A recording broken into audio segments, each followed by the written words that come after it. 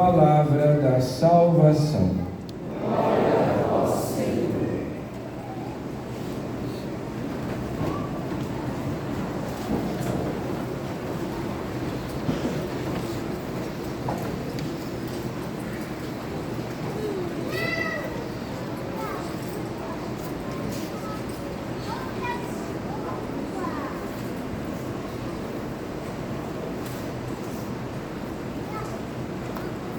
Caros irmãos, queridas irmãs, nós estamos no terceiro domingo da Quaresma. Como já foi explicado para vocês, sempre no primeiro domingo se lê o Evangelho das Tentações de Jesus e no segundo domingo o da Transfiguração. Os outros 3 domingos da Quaresma, o terceiro, o quarto e o quinto, a cada ano tem uma temática um pouco diferente. Nós temos o ano A para São Mateus, o ano B para São Marcos, o ano C para São Lucas, e o Evangelho de São João é lido um pouco a cada ano.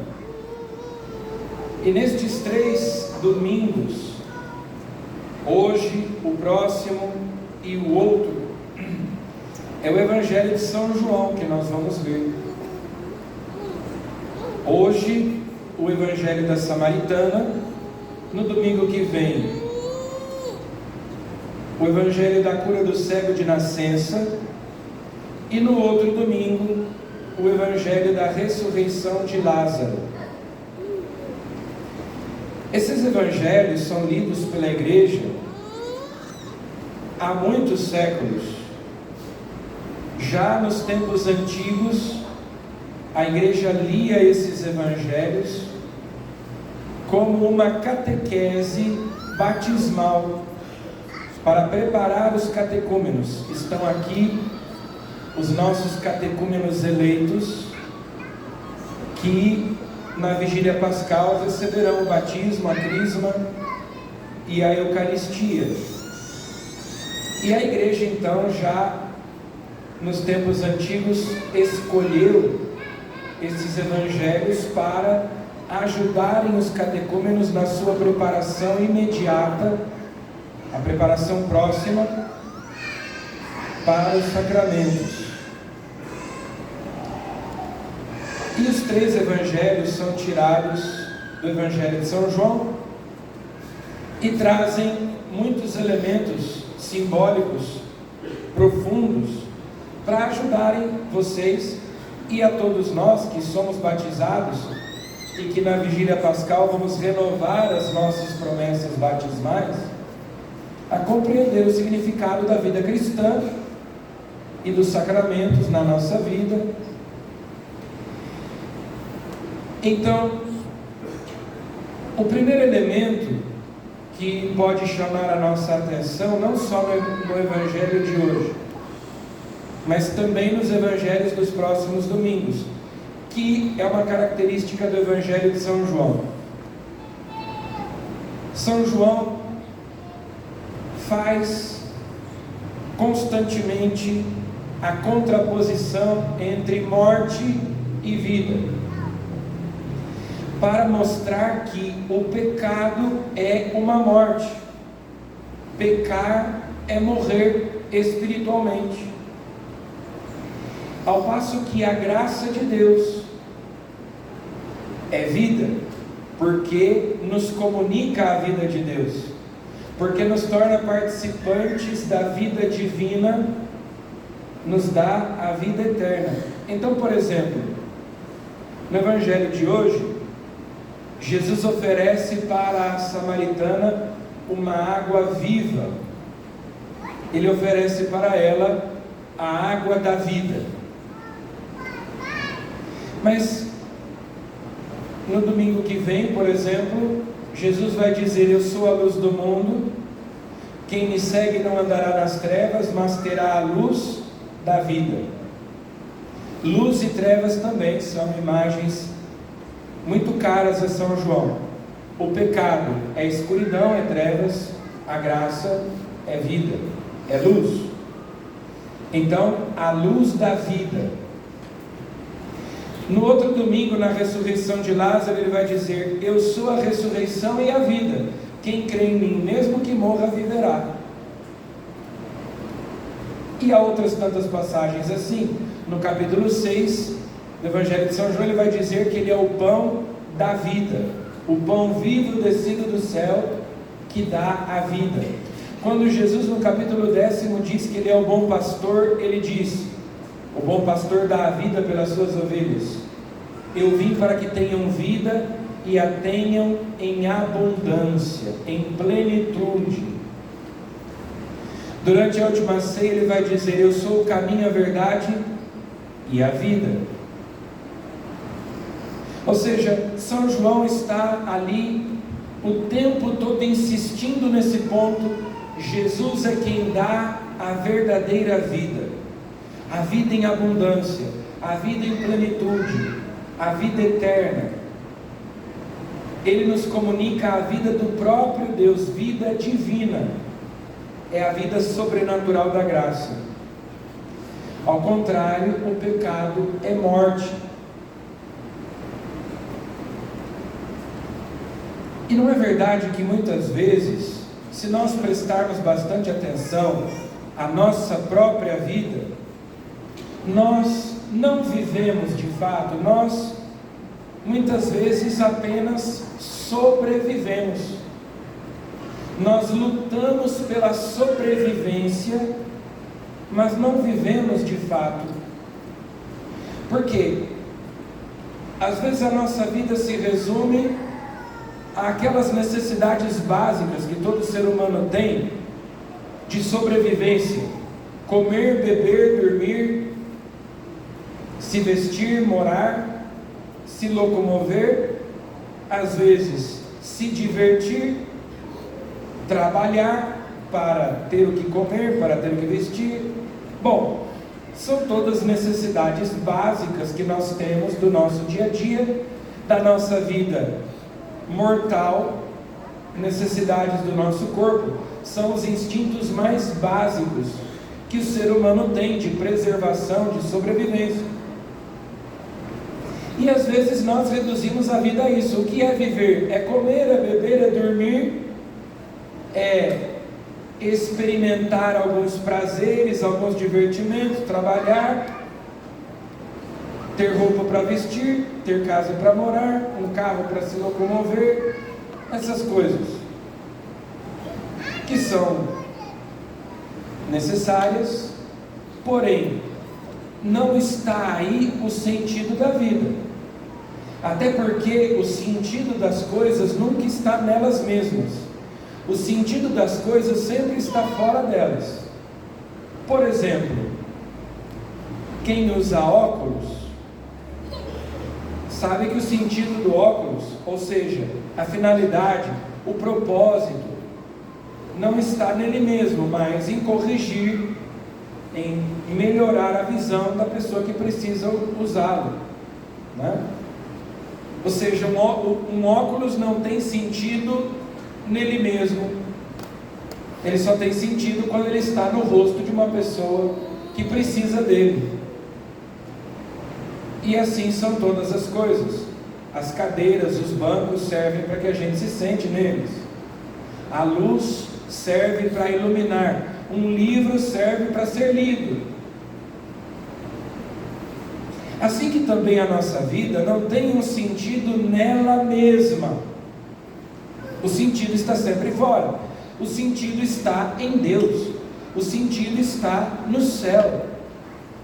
Deus nos deu uma alma espiritual, imortal. E ainda que nós tenhamos essas necessidades materiais, que o nosso corpo tenha fome, tenha sede, tenha sono, e precise de comida, bebida, descanso, a nossa alma também tem as suas necessidades próprias, que não são materiais, são espirituais. E às vezes nós vivemos esquecidos disso. que Deus nos criou não para esta vida apenas biológica, mas Deus nos criou para o céu, Deus nos criou para a eternidade. O que dá sentido à nossa vida não são essas coisas, embora muita gente queira encontrar a própria realização nisso, em prazeres, em divertimento, ou na comida, na bebida, no descanso. É verdade que hoje, sobretudo, muitas vezes nós vivemos assim: a semana vai passando e nós temos os nossos trabalhos, os nossos afazeres, e a gente não vê a hora que chega a sexta-feira, porque aí vem o final de semana, e aí no final de semana nós vamos descansar, nós não vamos trabalhar, ou vamos trabalhar menos. Aí chega o domingo à noite, todo mundo começa a ficar meio triste, angustiado, porque vem a segunda-feira, e segunda-feira começa de novo o trabalho. Ou seja, nós passamos a vida desejando que os dias passem logo.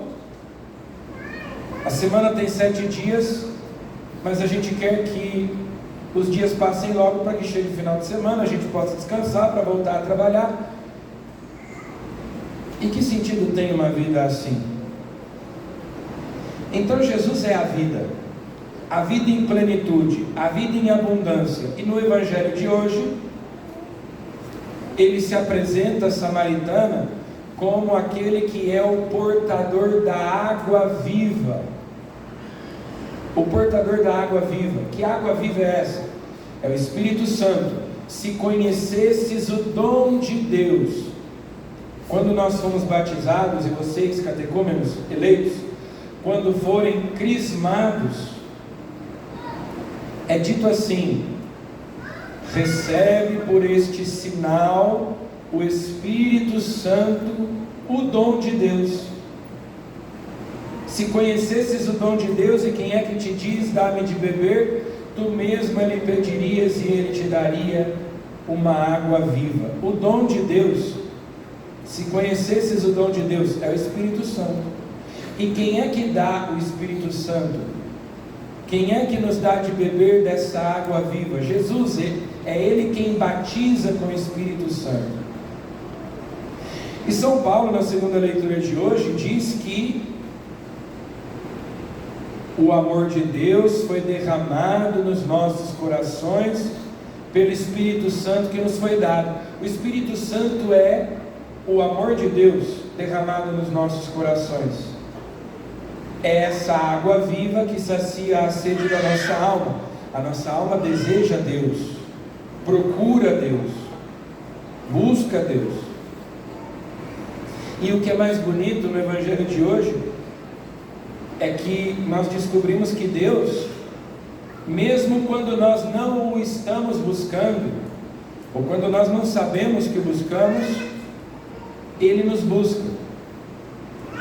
Jesus vai até aquela cidade da Samaria chamada Sicar e se senta à beira do poço de Jacó e fica esperando aquela mulher. E quando ela se aproxima, Jesus diz a ela: dá-me de beber. Jesus quer suscitar no coração dela a fé, quer dar a ela a salvação, quer dar a ela o Espírito Santo. Ela nem imaginava uma coisa dessas. Aliás, ela vai buscar água no poço ao meio-dia. Ninguém vai buscar água no poço ao meio-dia, a não ser que não queira se encontrar com ninguém, porque meio-dia é a hora mais quente. Então geralmente as pessoas vão buscar água de manhã ou no final da tarde.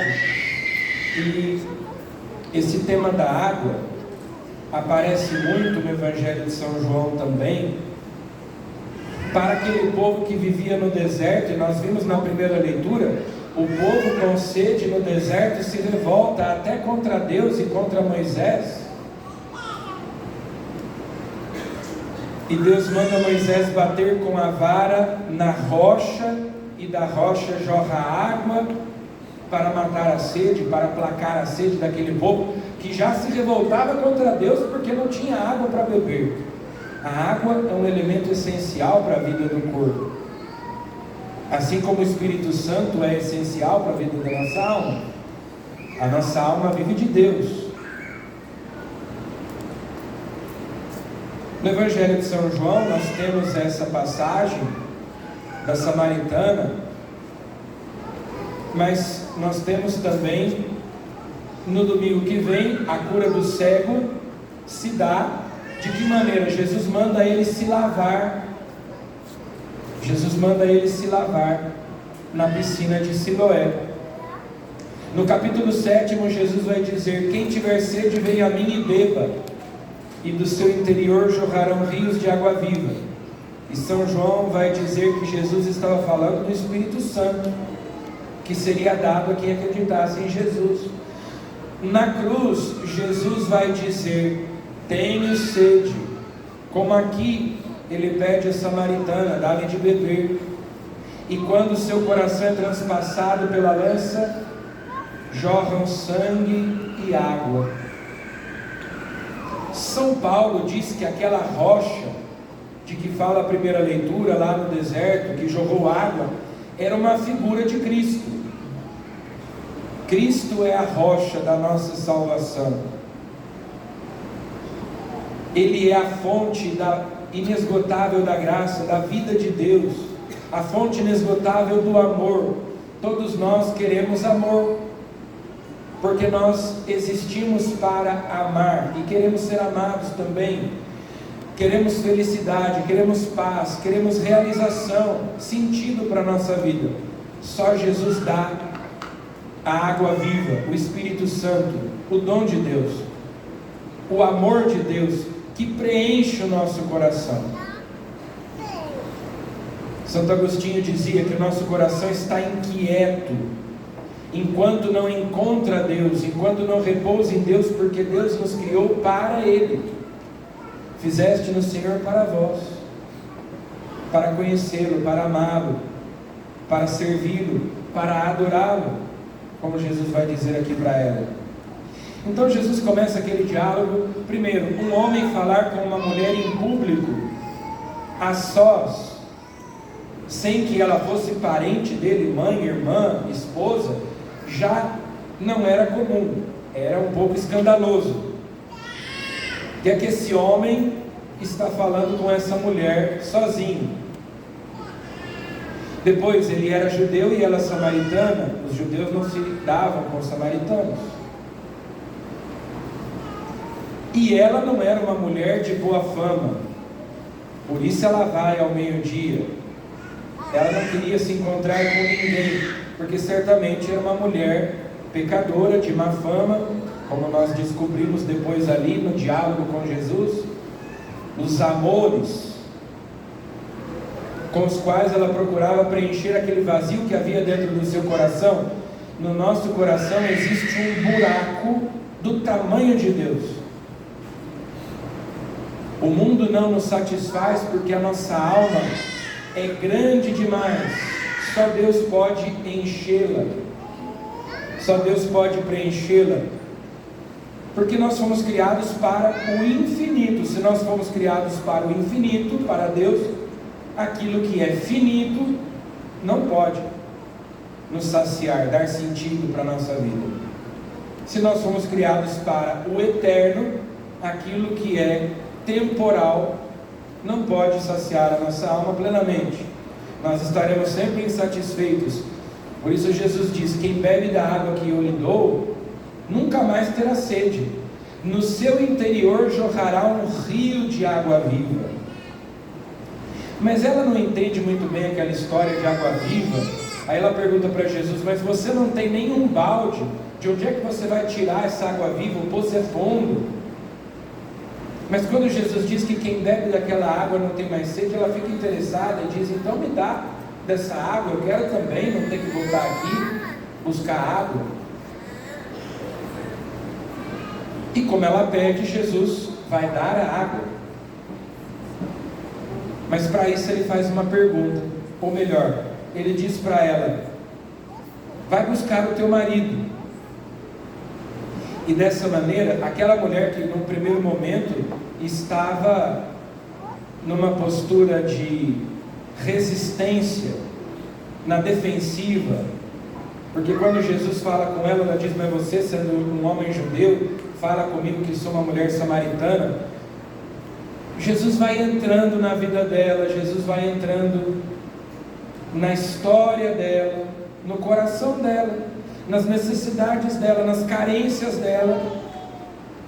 Tanto é que depois ela vai dizer: eu conheci um homem que me disse tudo que eu tenho vivido. Eu conheci um homem que me conhece profundamente, que sabe do que eu preciso, que correspondeu às minhas expectativas. Eu conheci um homem que sabe de mim.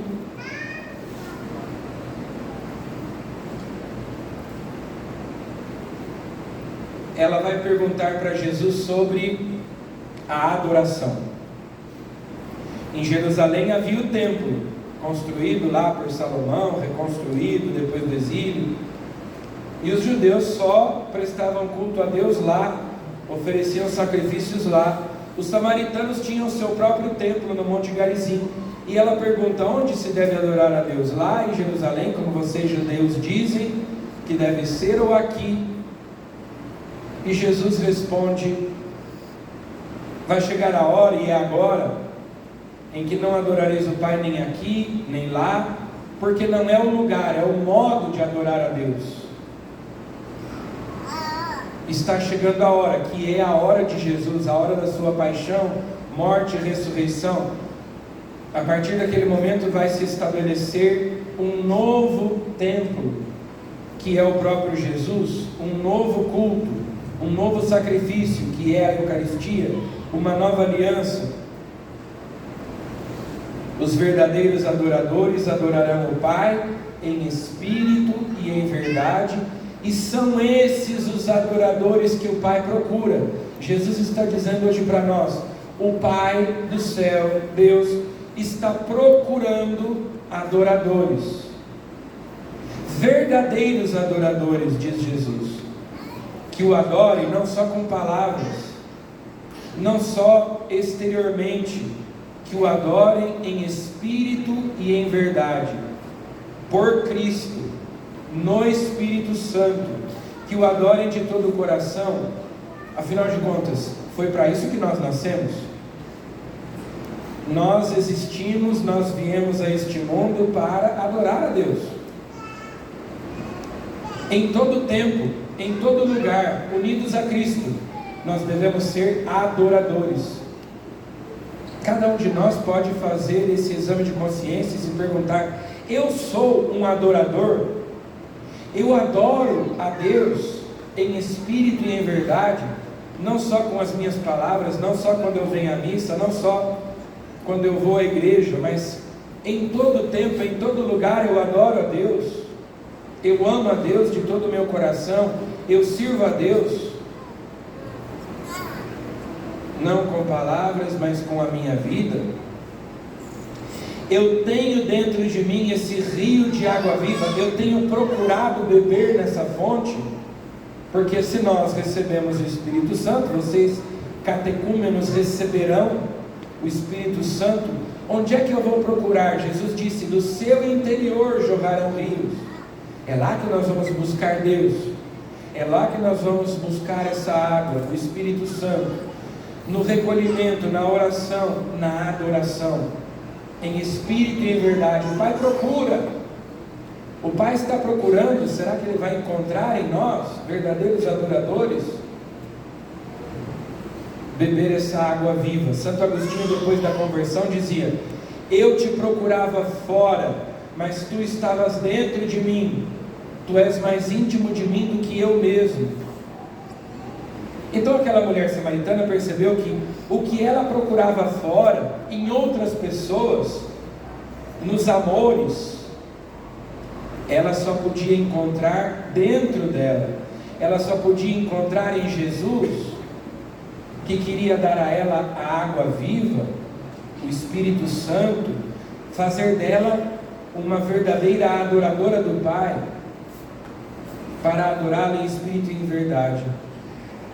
E aquele encontro com Jesus foi tão impactante foi tão revolucionário que ela que saiu de casa para buscar água no poço, quando chegam os discípulos, se levanta, vai embora, deixa o balde para trás, meio que atordoada, sem entender muito bem o que tinha acontecido ali. Jesus faz aquela mulher que estava preocupada apenas com as suas necessidades mais imediatas, faz aquela mulher olhar para o céu, faz aquela mulher se lembrar de Deus, faz aquela mulher se lembrar que ela tem uma alma, e ela percebe qual é a sua real necessidade. Ela tem necessidade de Deus, de Jesus, de adoração. Afinal de contas, se nós nascemos para isso, para adorar a Deus, é aí que nós vamos encontrar a nossa realização enquanto pessoas, enquanto seres humanos. A nossa felicidade está aí, no amor de Deus, em adorar a Deus, em servir a Deus. Ela vai embora e deixa o balde para trás, e sai dizendo para todo mundo: eu encontrei o Cristo, o Messias, o Filho de Deus, o Salvador do mundo. Ele falou comigo do que eu tenho vivido, o que eu tenho procurado por todo lado a vida inteira. Agora eu encontrei. Agora eu encontrei. Ele sabe do que eu preciso. Ele me conhece. Ele me ama de verdade. Não como esses outros que me usaram. Ele é o verdadeiro esposo. Ele é o marido que veio fazer aliança conosco, com a humanidade. Então que nós hoje, saindo daqui, deste encontro com Jesus, possamos, como a samaritana, dizer para os outros: eu conheci um homem, eu conheço alguém que me deu de beber uma água viva, e depois disso eu não tenho mais sede, porque eu encontrei o sentido para a minha vida. E o sentido não está aqui, não está entre as coisas do mundo, mas está lá no céu. Eu não me contento mais com pouco. Eu não vou ficar mendigando o amor das pessoas, sendo que eu encontrei para mim um amor infinito, um amor que é eterno, que não acaba, que é para sempre. Que nós pudéssemos sair hoje daqui sendo verdadeiros adoradores, aqueles que o Pai procura, que o tempo todo, em todos os lugares, o adoram, vivem para Ele, se lembram dEle, sabem que Ele é a origem e o destino da nossa vida, nosso primeiro princípio e nosso fim último. Peçamos a Jesus que Ele nos dê o Espírito Santo, que Ele nos dê essa água viva, e que nós possamos encontrar sempre essa água para beber dela no nosso interior, nos recolhendo na oração, na adoração, em cada Santa Missa, porque Jesus já nos dizia no primeiro domingo: não só de pão vive o homem, mas de toda a palavra que sai da boca de Deus. É isso que vocês, queridos catecúmenos, têm procurado, e Jesus tem para oferecer para vocês. Não uma vida medíocre, não passarem a vida apenas sobrevivendo, lutando pela sobrevivência, e se contentando com pouco, com migalhas. Mas Jesus oferece para vocês uma vida plena, vida em abundância, vida eterna. Nós vamos hoje fazer o primeiro escrutínio, suplicando que Deus, com a sua graça, ajude vocês a darem essa resposta ao convite de Deus, ao convite que Jesus faz a vocês. Os escrutínios são orações que a igreja faz sobre os catecúmenos para retirar do coração os obstáculos, para retirar do coração as barreiras, para que o coração de vocês esteja aberto, como aquela mulher que no primeiro momento tinha medo de falar com aquele estranho, estava na defensiva, mas depois vai se abrindo, vai se abrindo, vai se abrindo, e Jesus vai encontrando o melhor caminho de entrar no coração dela. Nós vamos rezar agora para que o coração de vocês também esteja livre de qualquer resistência, de qualquer medo, de qualquer dúvida, e assim vocês possam receber a graça que Jesus quer dar a vocês. Amém.